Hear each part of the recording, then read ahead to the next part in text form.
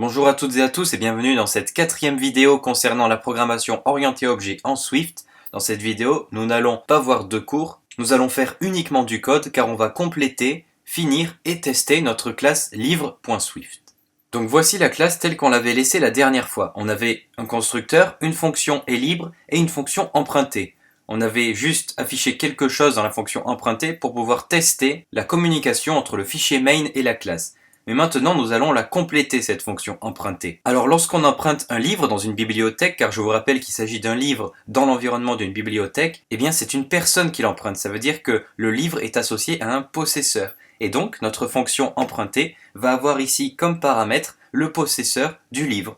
Donc, on écrit le nom de notre paramètre, possesseur, suivi de 2 points et de son type, qui va être évidemment de type string, car un possesseur est un nom, donc il s'agit d'une chaîne de caractères. Cette fonction va ensuite nous renvoyer une chaîne de caractères qui va nous dire si le livre a bien été emprunté ou si le livre a déjà été emprunté, c'est-à-dire qu'il n'est plus disponible. Donc cette fonction va nous renvoyer une chaîne de caractères de type string. Donc vous faites votre flèche suivie du type de retour, ça vous connaissez. Et dans le corps de la fonction, on va d'abord tester si le livre à emprunter n'a pas déjà été emprunté. Et pour ça, je pense que vous avez une petite idée. Il suffit de tester notre booléen emprunt et tester s'il est à faux. Donc dans la vidéo sur la fin des bases, j'explique qu'il y a l'opérateur point d'exclamation, qui est un opérateur booléen qui veut dire non, et qui teste le contraire de ce qu'on attend. Donc par exemple, pour tester si notre booléen emprunt est à faux, eh bien on va marquer si point d'exclamation emprunt, tout simplement. Et cela veut dire si notre booléen emprunt est faux. Donc s'il est faux, ça veut dire qu'il n'a pas été emprunté, donc du coup la personne peut l'emprunter, et là on va devoir changer plusieurs choses. On va devoir changer le booléen emprunt, car maintenant que la personne a emprunté le livre, le booléen emprunt passe à vrai. Donc ici, on va changer notre attribut de la classe. Donc, on écrit le mot-clé self, suivi d'un point, on sélectionne l'emprunt, et on lui attribue true. Comme ça, maintenant, on sait que le livre a été emprunté. Et lorsqu'on repassera dans cette fonction, eh bien, on verra que le livre a déjà été emprunté, donc on ne pourra pas l'emprunter. Voilà pourquoi on change l'attribut de la classe. On va également devoir changer le possesseur. Alors le possesseur est un attribut de la classe car le livre possède un possesseur. Nous on l'a initialisé à aucune personne, mais comme quelqu'un va l'emprunter, il ne faudra plus qu'il y ait aucune personne. Donc il va falloir changer la valeur de notre attribut. Et bien pour ça c'est le même principe. On écrit le mot-clé self pour cibler les attributs de la classe, suivi d'un point puis de possesseur. Voilà. Et on va lui attribuer l'argument qu'il y a dans la fonction empruntée, qui est aussi possesseur. Et là, je peux marquer le même nom, ça ne gêne pas, puisque j'ai utilisé le mot-clé self pour identifier un attribut de la classe. Donc pour l'instant, tout va bien. Après avoir changé mes attributs emprunt et possesseur, il faut que je retourne ma chaîne de caractères. Et ma chaîne de caractères va dire tout simplement « Le livre de tel titre a bien été emprunté par le possesseur ». Donc on va écrire tout ça au sein d'une chaîne de caractères. Donc le livre... Ensuite, on le fait suivre du titre en concaténant avec le signe plus. Voilà. A bien été emprunté par, et là on va mettre le nom du possesseur. Donc ici on ferme notre guillemet, et par concaténation avec le signe plus, on met le possesseur, et on termine notre chaîne. Alors on aurait pu mettre au lieu de possesseur self.possesseur, car je vous rappelle que juste avant ce retour, on a déjà affecté à l'attribut possesseur de la classe le possesseur qui était en argument, mais ici je préfère mettre possesseur pour montrer qu'il s'agit bien de l'argument de la fonction empruntée, et pour que ce soit un peu plus clair. Donc voilà toutes les opérations à réaliser dans le cas où le livre n'est pas emprunté. On change des attributs et on retourne notre chaîne de caractères. Maintenant, dans le cas où il est emprunté, donc c'est-à-dire avec un else, ça va automatiquement tester l'inverse, donc si emprunt est vrai, si le livre est emprunté, eh bien on va tout simplement afficher le livre est déjà emprunté. Donc le livre avec le titre, ça peut toujours être mieux, est déjà emprunté. Et voilà, donc là nous avons notre fonction empruntée prête à fonctionner. Donc voilà en gros en programmation orientée objet comment ça se passe le corps d'une méthode. On va avoir besoin de retourner évidemment la valeur que l'on veut retourner, d'utiliser un argument qu'il y a dans la fonction en question, et cet argument on le passera lorsqu'on testera notre classe, lorsqu'on utilisera notre objet dans le fichier main.swift, et il faut aussi changer des attributs de la classe. Alors ça il ne faut pas le faire tout le temps, ça dépend de votre situation de l'objet. Dans notre cas en tout cas, il faut le faire. Donc nous avons là deux fonctions, libre et emprunté, qui marche parfaitement bien, et nous allons en implémenter d'autres, car notre classe livre ne se résume pas uniquement à ces fonctions-là. Donc je vais maintenant aller un peu plus vite, car je pense que vous avez compris la chose. Nous allons créer une troisième fonction, qu'on va appeler rendre, donc l'inverse de la fonction emprunter, qu'on va appeler pour rendre un livre, qui va aussi nous renvoyer une chaîne de caractères. Dans son corps, on va tester si le livre a été emprunté ou non, car si le livre n'a pas été emprunté, on ne peut pas le rendre, car personne ne l'a emprunté. Donc on teste si notre attribut emprunt est vrai, en marquant juste si emprunt, et à l'intérieur, on fait nos opérations, on modifie l'attribut emprunt de la classe, qui du coup va passer à faux, puisqu'on aura rendu le livre. Voilà. Le possesseur, qui va passer à aucune personne, comme lors de son initialisation, car maintenant que la personne a rendu le livre, elle n'est plus propriétaire de ce livre. Et ensuite, on retourne notre chaîne de caractères, le livre de tel titre a bien été rendu. Testons maintenant le cas où le livre n'a pas été emprunté, donc on ne peut pas le rendre physiquement, donc on retourne le livre n'a pas été emprunté. Alors c'est simplement une sécurité, on va pas vraiment appeler la fonction rendre si le livre n'a pas été emprunté, c'est quelque chose qui n'est pas possible, mais on affiche quelque chose juste en cas de sécurité, voilà, avec des espaces ici, pour ne pas exagérer le nord de l'affichage. Et voilà notre fonction rendre fonctionnelle. Donc vous voyez, ce n'est pas quelque chose de très compliqué. Après évidemment, il y a des objets où il est beaucoup plus difficile de définir ces fonctionnalités en code, mais après c'est qu'une question d'habitude. Alors on va encore déclarer d'autres fonctions.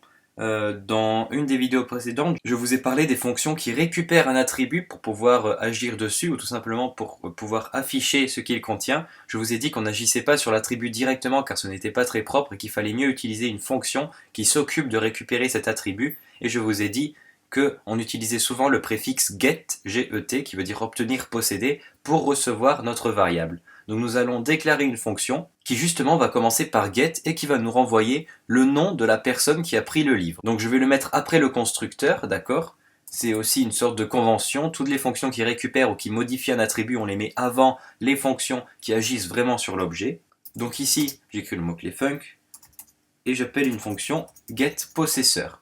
Et donc cette fonction-là va me récupérer la variable possesseur de la classe pour voir qui a emprunté le livre. Et si personne ne l'a emprunté, comme notre attribut est initialisé à aucune personne, il y aura affiché aucune personne. Donc notre fonction ne prend rien en paramètre, par contre elle renvoie le possesseur, donc elle renvoie un attribut de type string. Et dans la fonction, on va directement mettre return, self pour cibler l'attribut de la classe, et possesseur. Et voilà, notre fonction va tout simplement retourner la variable possesseur. Et dans le fichier main.swift, on va pouvoir l'afficher pour voir ce qu'il contient. Et on sera passé par getPossessor et non par l'attribut. On peut même faire quelque chose de mieux, on peut carrément retourner une chaîne de caractères où on explique que le livre de tel titre a été emprunté par telle personne. A été emprunté par le possesseur. Donc ici, on met self.possessor. Et voilà, comme ça, quand on appelle la fonction, on aura carrément une phrase qui va nous dire par qui le livre a été emprunté. Donc cette fonction nous retourne sous la forme d'une phrase le possesseur du livre. Déclarons maintenant une dernière fonction, une fonction qu'on va appeler getInfo, qui va retourner toutes les informations du livre, c'est-à-dire son titre, son nombre de pages, son auteur, son année et son éditeur. Donc appelons-la getInfo. Elle ne prend rien en paramètre car ici on va afficher toutes les infos globales du livre, mais ça peut être un bon exemple de surcharge de méthode comme on a vu dans la vidéo précédente. Si vous voulez récupérer une information en particulier comme l'auteur, le titre ou l'éditeur, eh bien vous pouvez ajouter un paramètre et redéfinir votre fonction getInfo. Elle portera le même nom mais aura un nombre d'arguments différents car vous ciblerez quelle information vous voulez récupérer. Donc je vous laisse le faire, ici je ne vais pas le faire. Mais ça peut être bien pour comprendre ce principe de surcharge de méthode. Donc notre fonction getInfo va renvoyer des strings, mais il faut se souvenir que dans les informations de notre livre, dans les attributs, il n'y a pas que des chaînes de caractères, il y a aussi des int, des nombres entiers. Donc regardez, je mets le mot-clé return, ça ne change pas. J'ouvre les guillemets car on renvoie une chaîne de caractères. Je commence mes informations. Le livre de tel titre, donc là je mets titre, comme ça on a déjà l'information titre, voilà, a été écrit par Ensuite, je mets l'auteur, comme ça on a déjà l'auteur. Donc ici, je ne mets pas le mot-clé self, hein, mais on peut le mettre, ça marche tout aussi bien.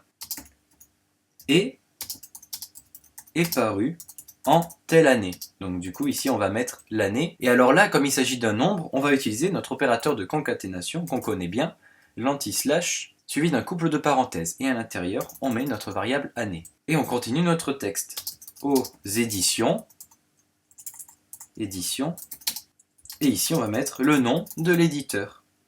Et ensuite, on finit notre renvoi d'informations. Alors dans ces informations-là, il manque le nombre de pages, il manque aussi un plus ici, voilà. Le nombre de pages qu'on va mettre par exemple entre parenthèses après le titre du livre. Donc le livre tel titre, entre parenthèses de tel nombre de pages, donc ici on rajoute une parenthèse, suivi d'un anti-slash et de parenthèses, on va mettre le nombre de pages, donc NB pages, on ferme notre parenthèse, et voilà une belle phrase toute faite qui va nous renvoyer toutes les informations du livre. Donc maintenant notre classe livre est terminée, on va juste rajouter ici le mot page après notre nombre de pages, sinon il va juste afficher un nombre et ça ne va pas être très clair, donc voilà. Et on va maintenant retourner dans le fichier main.swift.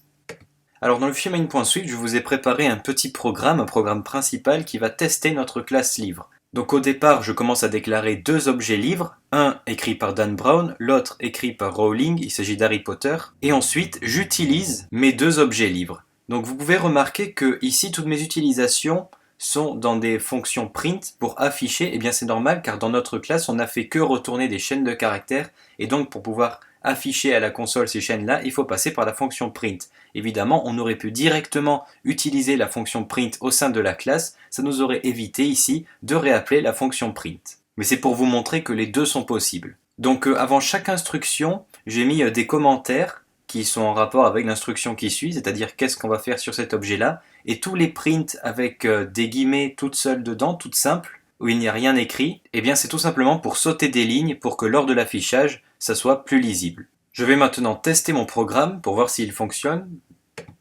Et donc, il nous affiche quelque chose à la console, voyons voir. Donc, on a déjà les deux informations sur les livres. Le livre Da Vinci Code, 571 pages, a été écrit par Dan Brown et est paru en 2003 aux éditions Jean-Claude Lattès. On a de même pour le livre d'Harry Potter, donc vous voyez, là on a utilisé la fonction getInfo sur les deux livres et on a obtenu ce qu'on voulait. Ensuite, on demande si le livre a été emprunté par qui et s'il est libre, donc il s'affiche que le livre a été emprunté par aucune personne étant l'initialisation de base de notre attribut dans la classe livre, donc le livre est libre. Ensuite, j'emprunte le livre, donc il y a écrit le livre Da Vinci Code a bien été emprunté par Romain. Ensuite, Toto essaye d'emprunter le livre, mais là, il est indiqué que le livre Da Vinci Code est déjà emprunté. Ensuite, le livre 1 a-t-il été emprunté? Si oui, par qui et est-ce qu'il est libre? Donc là, la console m'écrit le livre a été emprunté par Romain et le livre n'est pas libre, ce qui pour l'instant est normal. Ensuite, je rends le livre en appelant la fonction rendre sur mon livre et il s'affiche le livre Da Vinci Code a bien été rendu. Ensuite, je demande si le livre a été emprunté, si oui, par qui et est-ce qu'il est libre, et il y a marqué que le livre Da Vinci Code a été emprunté par aucune personne, ce qui est normal puisque je l'ai rendu juste avant, et donc que le livre est libre. Ensuite, je demande de rendre le livre 2 qui n'a jamais été emprunté, et là, notre phrase que l'on a mis pour la sécurité s'affiche, et il y a donc marqué « Le livre Harry Potter à l'école des sorciers n'a pas été emprunté ». Voilà pourquoi on ne peut pas le rendre. Donc voilà notre programme qui déclare les objets tout en haut et qui ensuite utilise les fonctionnalités de ces objets, ce qui nous permet d'obtenir comme affichage à la console une suite d'étapes d'emprunt et de rendu de livres dans l'environnement d'une bibliothèque. Et donc ici on a des fonctions qui donnent toutes les informations du livre, par qui il a été emprunté, est-ce qu'il est libre, et tout ça dans le fonctionnement d'une bibliothèque, eh bien c'est important. Et mine de rien, c'est un peu comme ça que les bases de données fonctionnent dans une bibliothèque. Si vous demandez une information sur un livre, la personne va cliquer sur un bouton, mais derrière ce bouton, il va y avoir une récupération des informations de ce livre, et toutes les informations de ce livre vont s'afficher, peut-être sous forme d'un tableau, ici on l'affiche sous forme d'une phrase, mais la récupération est la même. On utilise l'objet livre.